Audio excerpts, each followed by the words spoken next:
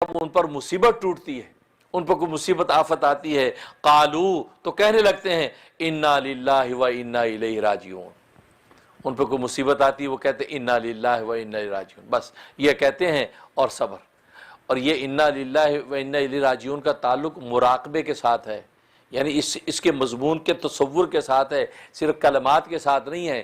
زبان سے اظہار تو کرنا ہی کرنا ہے، اصل میں اس کے مضمون کا مراقبہ کرنا ہے۔ انا للہ، کیا بے شک ہم سب اللہ ہی کی ملکیت ہیں۔ انا للہ کا مطلب بے شک ہم سب اللہ ہی کے مملوک ہیں، اللہ کی ملکیت ہیں۔ وَإِنَّا إِلَيْهِ راجعون، اور ہم سب نے اللہ ہی کی طرف لوٹ کر جانا ہے۔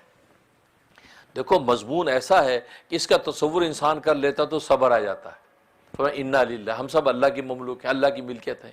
جب اللہ کی ملکیت، اللہ ہمارا مالک ہے، تو مالک کو جیسے چاہے تصرف کرے، کیونکہ میں بھی اللہ کی ملکیت، میری اولاد بھی اللہ کی ملکیت، میرے ماں باپ بھی اللہ کی ملکیت، میرے عزیز و اقارب بھی سب اللہ کی ملکیت ہیں۔ تو مالک جس کو چاہے بلا لے، مالک جس کو چاہے حکم دے ادھر آ جاؤ بھائی، جس کو چاہے بھی ٹھہرو بھائی۔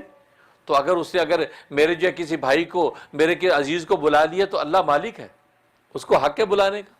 تو انا للہ جیسے پڑھتا ہے تو اس کو صبر آ جاتا ہے کہ یار واقعی ہم سب تو اللہ ہی کے ہیں، اگر اس نے اس کو بلا لیا پہلے تو کوئی بات نہیں۔ اور مزے کی بات یہ کہ کسی کی موت پر صدمہ کیوں ہوتا ہے؟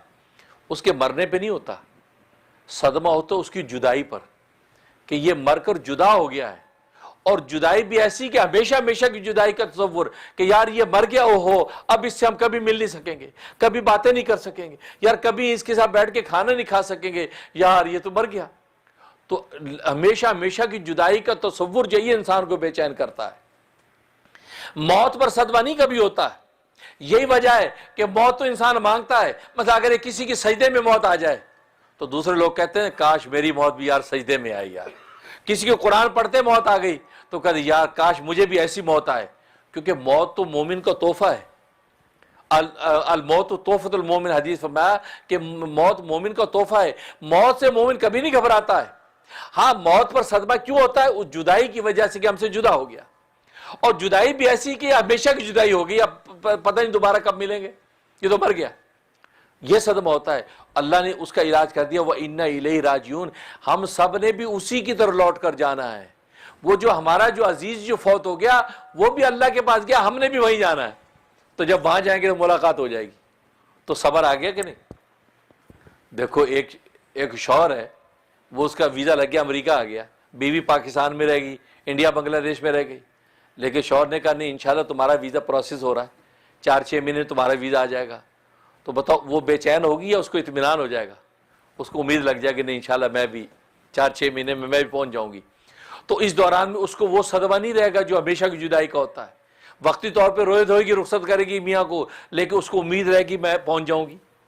بالکل اسی طریقے سے یہاں پر جب موت آ گئی، کو مر گیا، تو یہ انا للہ و انا الیہ راجعون جب کہتا ہے تو یہ تصور باندھتا ہے کہ ہم سب اللہ کی ملکیت ہیں، اور ہم سب نے بھی اللہ کی طرف لوٹ کے جانا ہے۔ جیسے وہ چلا گیا اس کے بعد میں بھی چلا جاؤں گا، تو لہٰذا یہ جدائی عارضی ہے، دائمی نہیں ہے۔ جب عارضی جدائی کا تصور ہوتا تو صبر آ جاتا، صبر آ جاتا۔ اس لیے فرمایا وَإِنَّا إِلَيْهِ راجعون کہ بے شک ہم سب نے اللہ ہی کی طرف لوٹ کر جانا ہے۔ تو دیکھو انا للہ میں ایسا مضمون اللہ تبارک و تعالی عطا کر دیا ہے کہ اس کے اندر انسان مراقبہ اور تصور کرے تو نتیجہ یہ کہ اس کو صبر آ جائے گا کہ بھائی